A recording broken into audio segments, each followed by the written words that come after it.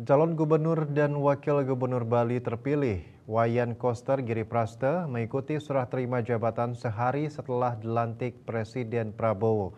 Hal ini disampaikan Kepala Biro Umum dan Protokol Pemerintah Provinsi Bali, Iwayan Budiasa. Dikutip dari kantor berita Antara, pihaknya sudah mempersiapkan acara sertijab yang dilaksanakan pada Jumat 7 Februari 2025 di Gedung Kesirarnawa Taman Budaya Art Center.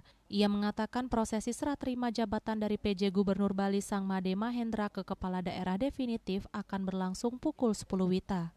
Budiasa mengatakan prosesi akan berlangsung formal namun tidak menutup kemungkinan berisi hiburan mengikuti kondisi tempat mengingat Pemprov Bali akan mengundang sejumlah tamu penting.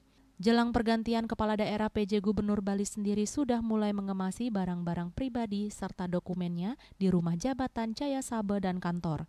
Namun setelah serah terima jabatan, kepala daerah terpilih tidak langsung menempati rumah jabatan sebab akan dilakukan renovasi bangunan gedung dan pembersihan terlebih dahulu. Selain menyiapkan sertijab dan rumah jabatan, jajaran Pemprov Bali sudah berkoordinasi dengan protokol istana terkait agenda pelantikan baik gladi bersih atau puncaknya secara teknis. Berikutnya mereka juga menyiapkan area di Taman Budaya bagi masyarakat yang hendak menyambut Wayan Koster Giriprasta usai prosesi. KMB Bali Pos.